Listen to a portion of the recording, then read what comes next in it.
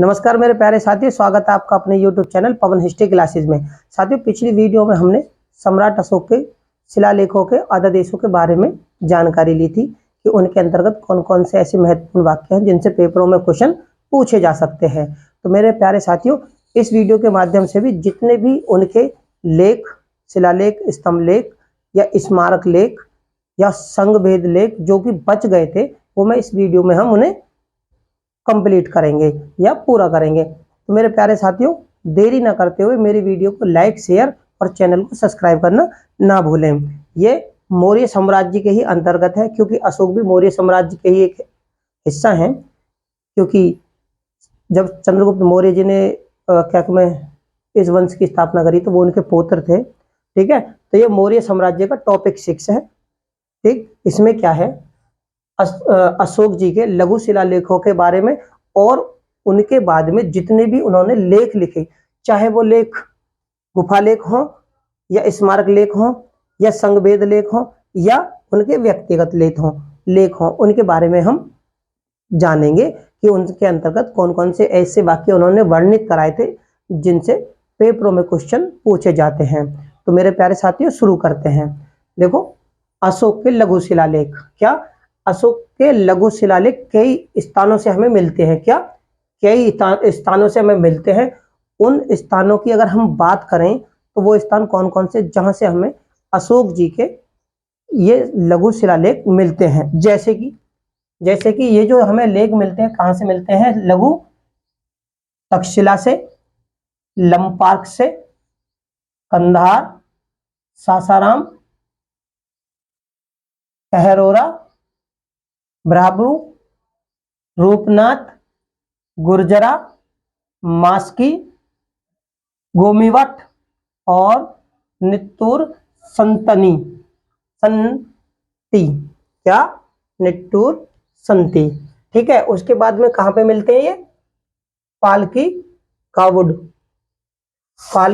गावुंड और सिद्धपुर। क्या?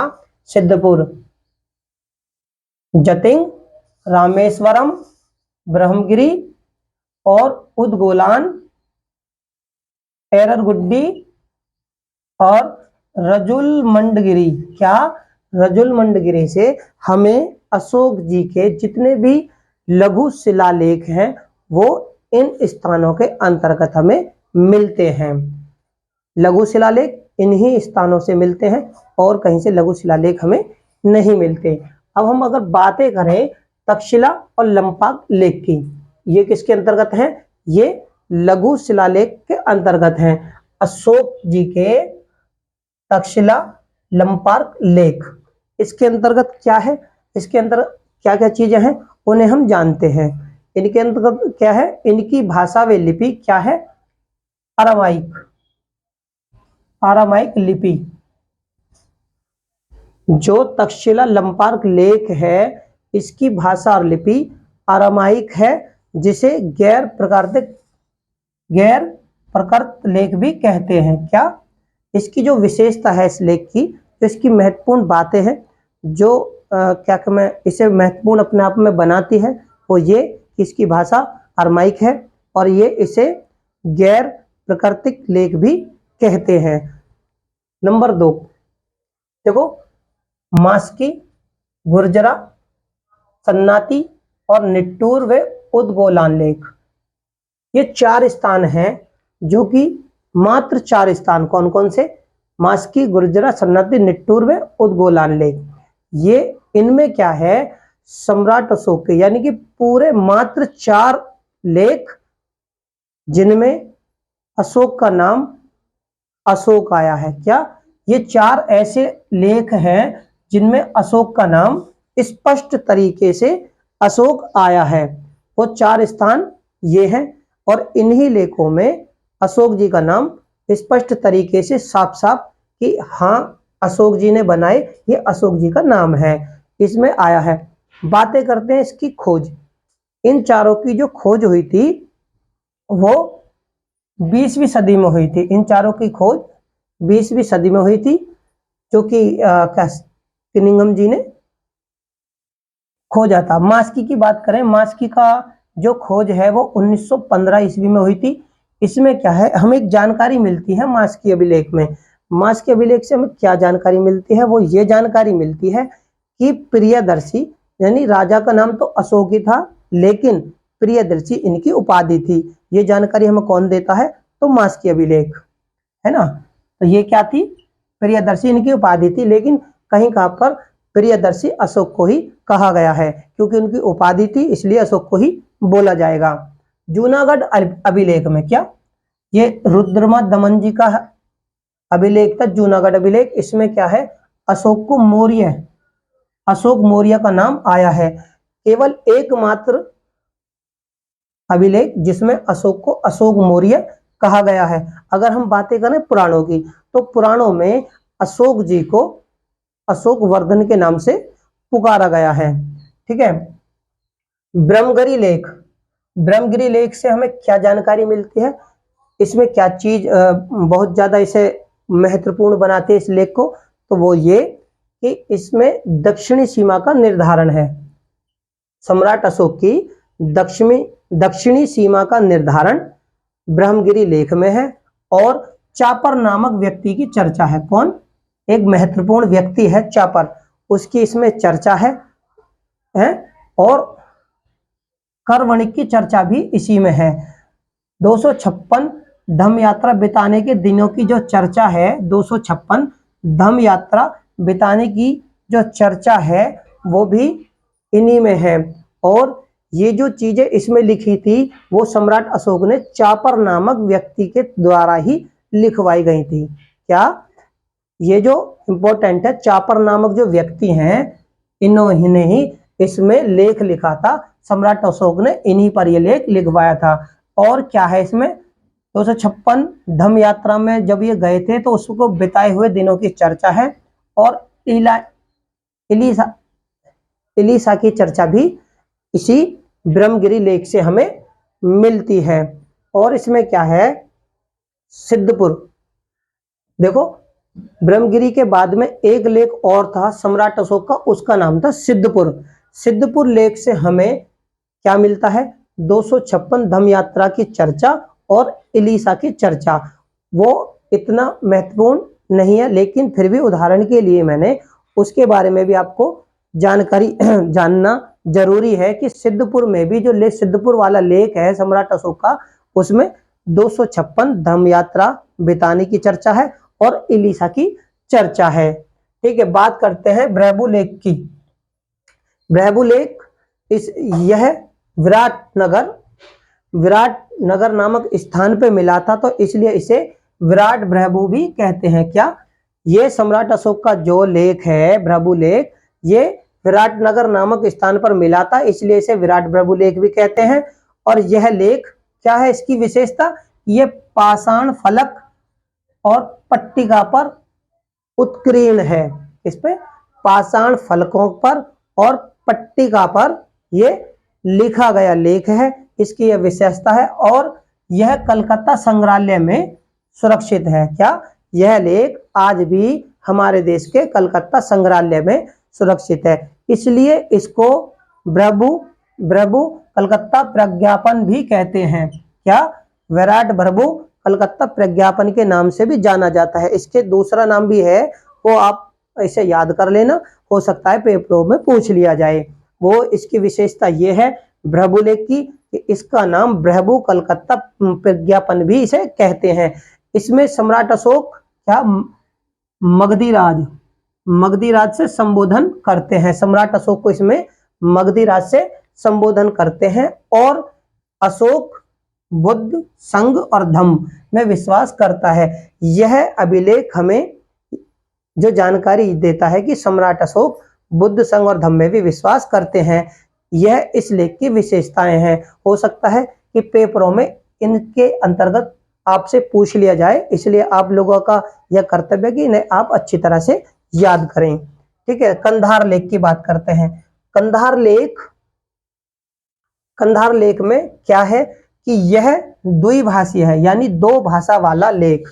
कंधार लेख जो है सम्राट अशोक का दो भाषा वाला लेख है, एकमात्र लेख जो जिसमें दो भाषाएं हैं। कौन सी, ग्रीक और अरमाइक।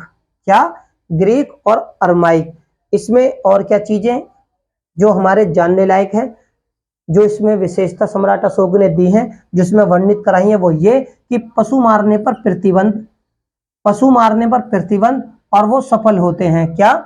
पशु मारने पर इन्होंने प्रतिबंध लगाया और वो इसमें सफल हुए, और उन्होंने इस बात पर खुशी भी जाहिर करी थी। लेकिन केवर्त जो है, केवर्त जो लोग थे और लुब्धक, कौन से? केवर्त और लुब्धक, ये ऐसे लोग हैं, इन्होंने सम्राट अशोक ने इनको एक चेतावनी भी दी थी कि आप लोग हिंसा से जुड़े हुए हैं, आप कृपया हिंसा छोड़ दें। तो वो कौन से लोग थे? केवर्त और लुब्धक। ठीक है, ये हिंसा से जुड़े हुए थे। सम्राट अशोक ने इन्हें चेतावनी दी कि आप क्या करें, हिंसा से दूर हो जाएं। ठीक है, मछली मारने पर सीमित प्रतिबंध था। क्या? इसमें जो जानकारी है वो ये कि मछली मारने पर सीमित प्रतिबंध था। अब जो हम बातें करें मास की गुहा लेख जो है, मास की लेख जो है, उसमें सम्राट अशोक ने क्या, मैं दोबारा से बोल रहा हूं, मास की लेख में सम्राट अशोक ने अपने आप को बुद्ध शाक्य कहा है। क्या? बुद्ध शाक्य कहा है। और अहरोरा अभिलेख में सम्राट अशोक ने भगवान बुद्ध के अस्थियों पर जो स्तूप बने थे उनके बारे में जानकारी दी है। इन दो अभिलेखों से हमें केवल यही जानकारी मिलती है और इसलिए मुझे लगा कि इसके बारे में जानना जरूरी है।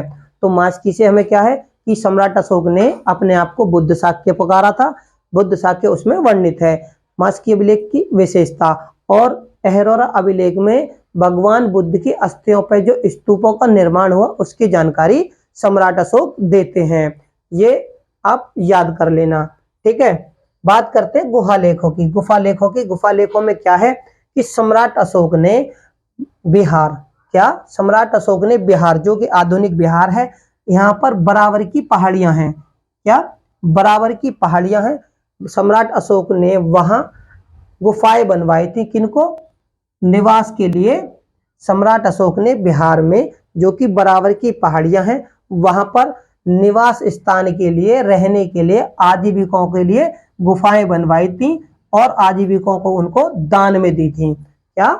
दान में दी थी। कौन सी है? गुफा लेखों से हमें जो जानकारियां मिलती हैं।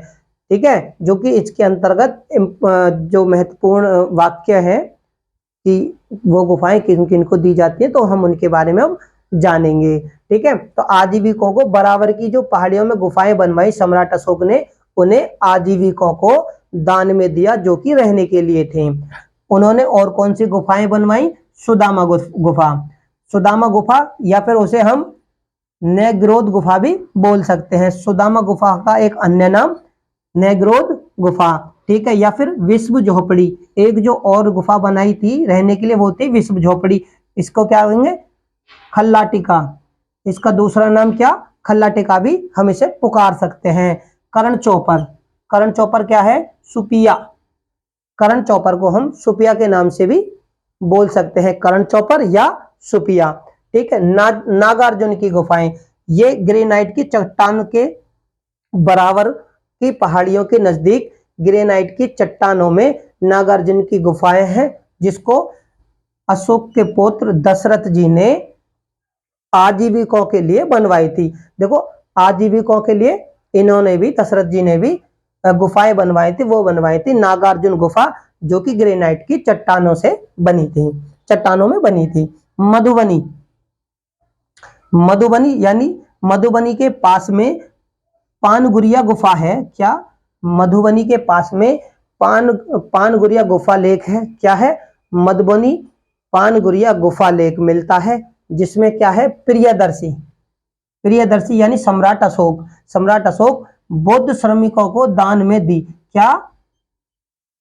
ये जो है पानगुरिया गुफा, सम्राट अशोक ने, प्रियदर्शी ने बौद्ध श्रमिकों को दान में दी थी। ठीक है, अब हम बातें करते, ये हमने जो हमने बातें की वो गुफा लेखों से थी। अब देखो स्मारक लेख। पिछली वीडियो में हमने स्तंभ लेखों के बारे में बातें करी थी कि स्तंभ लेख 14 थे, जो कि 14 स्थानों से हमें 14 समूह वाले लेख थे जो कि हमें 14 स्थानों से मिले। उनके अंतर्गत हमने पिछली वीडियो में पढ़ा कि कौन कौन सी बातें बिल्कुल महत्वपूर्ण थी। अब जो हम बात करेंगे वो पढ़ेंगे स्मारक लेख। क्या? स्मारक लेख। वो स्तंभ लेख थे, ये स्मारक लेख हैं। दोनों में थोड़ा सा डिफरेंस है, दोनों में थोड़ा सा अंतर है। एक स्तंभ लेख है, एक स्मारक लेख है। ठीक है, तो इसमें क्या क्या चीज है? रुम्बीमनदेही स्मारक लेख। हमारे सम्राट अशोक के 2 स्मारक लेख मिलते हैं। कहां पर मिलते हैं? एक का नाम है रुम्बीमनदेही स्मारक लेख, जो सिद्धार्थ नगर है ना, सिद्धार्थ नगर जिले के पथरी नामक जगह में मिला है। क्या? रुम्बीमनदेही स्मारक लेख, यह सिद्धार्थ नगर जिले के पथरी जिले में, सिद्धार्थ नगर के पथरी जिले में मिला है। इसमें क्या है? प्रियदर्शी यानी अशोक ने, सम्राट अशोक ने यानी प्रियदर्शी ने 20 वर्ष यानी अपने राज्यारोहण के, अपने राजा बनने के 20वें वर्ष की यात्रा का इन्होंने वर्णन है। ठीक, यात्रा का वर्णन है। और इसमें क्या है? इस जो स्मारक लेख में जो इन्होंने वर्णित किया, हितम बुद्धम जातयति, हितम बुद्धम जातयति, यानी कि बुद्ध ने यहां पर जन्म लिया था। क्या? 20वें वर्ष में यात्रा के दौरान उन्होंने यहां वर्णित पाया है कि वर्णित कराया था कि बुद्ध हितम बुद्धम जातयति यानी बुद्ध ने यहां पर जन्म लिया था। इसी उपलक्ष्य में उन्होंने यहां क्या बलि कर समाप्त कर दिया। इस अभिलेख की जो विशेषताएं हैं, स्मारक लेख की जो विशेषताएं वो यही है कि इन्होंने बलिकर को समाप्त कर दिया और भूमिकर को 1/8 कर दिया। ठीक है, ये स्मारक लेख है। स्मारक लेखों में 2 स्मारक लेख हैं। कौन से? रुम्बीमनदेही स्मारक लेख, जिसके अंतर्गत ये महत्वपूर्ण बातें हैं। दूसरा है निगाली सागर स्तंभ लेख। क्या? स्मारक लेख, सॉरी,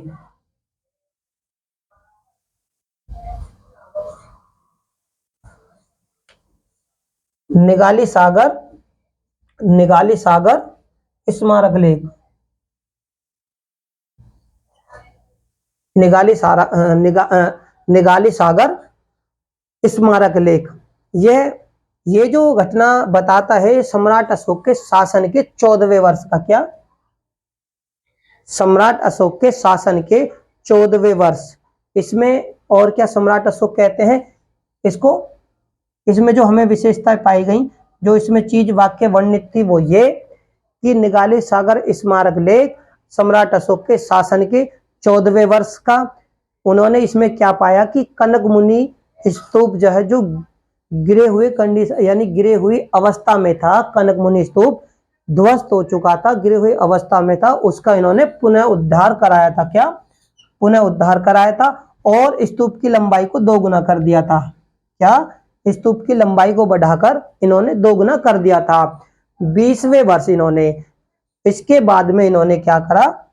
20वें वर्ष अपने राज्याभिषेक के 20वें वर्ष इन्होंने वहां पर पूजा आरंभ कराई और शिला स्तंभ को खड़ा किया। एक वहां पर शिला स्तंभ बनाया। कहां पर? निगाली सागर में। निगाली सागर इस हमारे लेख में ये चीजें उत्कीर्ण करी गई हैं कि 20वें वर्ष इन्होंने पूजा करी थी और एक शिला स्तंभ लेख खड़ा किया था। ये यहाँ की विशेषता है। कौन से? स्मारक लेखों की। बात करते हैं संघभेद और अभिलेख।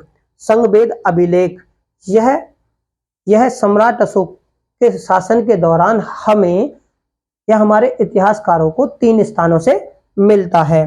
क्या? 3 स्थानों से मिलता है। वो स्थान कौन कौन से हैं? तो एक है कौशाम्बी, दूसरा सांची, तीसरा सारनाथ। ये कहां पे कौन से? ये जो मैंने स्थानों के नाम लिए ये किस चीज के हैं? ये है संघभेद अभिलेखों के, कि भाई हमें 3 स्थानों से संघभेद अभिलेख मिले हैं, कौशाम्बी, सांची, सारनाथ। ये कौन से वर्ष के हैं? तो ये सम्राट अशोक के शासन के 26वें वर्ष, या फिर आप ये कहें कि राज्य अभिषेक के 26वें वर्ष के। इनमें तीनों स्थानों के इसकी क्या विशेषता है संघ भेद के अभिलेख की, कि इसमें तीनों स्थानों के महामात्रों यानी कौशाम्बी, सांची और सारनाथ के महामात्रों को आदेश दिया गया था, आदेश दिया कि आप बिहारों को जाएंगे, आप बिहारों को जाएंगे, जितने भी बिहार बने हुए हैं, और संघ भेद, बिहारों के अंदर जितने भी संघ भेद हैं या फिर जो भिक्षु या भिक्षुणी जो वहां पर है वहां पे जाएं और उन्हें बताएं, बिहारों को जाएं और वहां बताएं कि संघ जो है वो अभेद है, यानी संघ के टुकड़े नहीं हो सकते, संघ का विभाजन नहीं हो सकता। ये महामंत्रों को सम्राट अशोक ने आदेश दिया था कि आप बिहारों को जाएं और बिहार में जाकर वहां पर जाकर बताएं कि संघ अभेद है और भिक्षु और भिक्षुणियों को अनुशासन भंग न करें का आदेश दें। क्या मैंने जो अभी ये बातें बताई कि उन्होंने भिक्षु और भिक्षुणियों को अनुशासन भंग न करने का आदेश दिया था, चेतावनी समझ लिए या फिर आदेश समझ लिए कि उन्होंने कहा था महामंत्रों से कि आप बिहारों को जाएं और वहां जाकर उनसे कहें कि संघ अभेद है, इसमें भिक्षु और भिक्षुणियां जो निवास करती हैं उनसे स्पष्ट शब्दों में ये कहें कि अनुशासन को भंग ना करें, ठीक है। नहीं तो क्या करा जाएगा, इसमें जो संघ भेद अभिलेख है इसमें एक चीज और क्या क्या चीजें हैं जो हम जानेंगे कि उन्होंने एक और कहा था कि उनके कसाय वस्त्र यानी भिक्षुओं वाले पीले वस्त्र उतार कर, क्या उनके कसाय वस्त्र यानी उनके पीले वस्त्र उतारकर भिक्षु और भिक्षुणियों से कि तुम्हारे पीले वस्त्र उतारकर सफेद वस्त्र पहनाकर संघ से बाहर कर दिया जाएगा। क्या सफेद वस्त्र पहनाकर संघ से बाहर कर दिया जाएगा, यह संघ भेद अभिलेख की विशेषता है। दूसरा जो अभिलेख है वो है अशोक जी का व्यक्तिगत अभिलेख, जिसको हम रानी के अभिलेख के नाम से भी जानते हैं। क्या सम्राट अशोक का लास्ट जो अभिलेख है वो ये है जिसको हम कहते हैं व्यक्तिगत अभिलेख, व्यक्तिगत लेख या फिर रानी का लेख। क्यों कहते हैं इसे रानी का लेख, वो भी इसके बारे में हम जानेंगे। वो यह कौशाम्बी के स्तंभ पर छोटे रूप में लिखा हुआ है, यानी ये जो लेख हमें मिला है वो कौशाम्बी नामक स्थान पर छोटे से स्तंभ पर लिखा हुआ मिला है। क्या छोटे से कौशाम्बी में छोटे रूप में स्तंभ पर छोटे रूप में लिखा हुआ मिला है। इसमें महामंत्रों को आदेश दिया गया था कि वो रानी महामंत्रों को सम्राट अशोक ने आदेश दिया कि आप जो कि दूसरी रानी है, दूसरी रानी कौन थी इनकी, तीवर की माता कारुबाकी, तीवर की माता कारुबाकी को दान दें। किनसे कहा था, महामंत्रों से कहा था कि आप दूसरी रानी जो कि तीवर की माता है कारुबाकी को दान दें, तीवर की माता कारुबाकी को क्या दें, दान दें, दान दें और इस दान को उन्हीं के नाम से आप दर्ज भी करें। क्या इस दान को उन्हीं के नाम से आप दर्ज करें। यही एकमात्र ऐसा लेख है, केवल यही एकमात्र ऐसा लेख है जिसमें सम्राट अशोक की पत्नी और पुत्र दोनों का नाम मिलता है, इसी कारण इसे रानी का अभिलेख भी कहा जाता है। तो इस अभिलेख की यानी अशोक जी का व्यक्तिगत लेख या फिर रानी के लेख की ये विशेषताएं हैं।